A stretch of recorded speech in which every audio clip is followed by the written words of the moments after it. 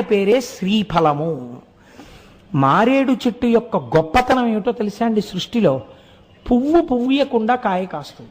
పువ్వు ఉండదు మారేడు చెట్టుకి. మారేడు పూలు మీరు ఎప్పుడైనా చూసారా? మారేడు పూలు ఉండవు. మారేడు తిన్నగా కాయ కాసేస్తుంది. ఆ మారేడు కాయలో ఉన్నటువంటి గుజ్జుని చాలా అందంగా తీసేసేవారు పూర్వం. చిన్న కన్నం పెట్టి తీసేసి దాన్ని ఎండబెట్టి అందులో విభూతి వేసి ఆ విభూతిని చేతిలో వేసుకుని పెట్టుకునేవారు. పెట్టుకుంటే మీరు నమ్మరు, నా చిన్నతనంలో మా ఇంట్లో పెద్దవాళ్ళందరూ పెట్టుకునేవారు. నాకు 9th క్లాస్ 10th క్లాస్కి వచ్చే వరకు కూడా ఆ మారేడు డబ్బా తెలుసు. సుగంధిం పుష్టివర్ధనం అన్నట్టే ఉంటుంది. నిజంగా మారేడు ఆయుర్వేదమునందు ప్రధానముగా ఉపయోగపడుతుంది. ఈ మారేడు దళముగా ఉంటుంది, మూడుగా ఉంటుంది. అందుకే త్రిదళం త్రిగుణాకారం అని పిలుస్తాం. త్రియాయుషం త్రిజన్మ పాప సంహారం ఏకబిల్వం శివార్పణం. దళములు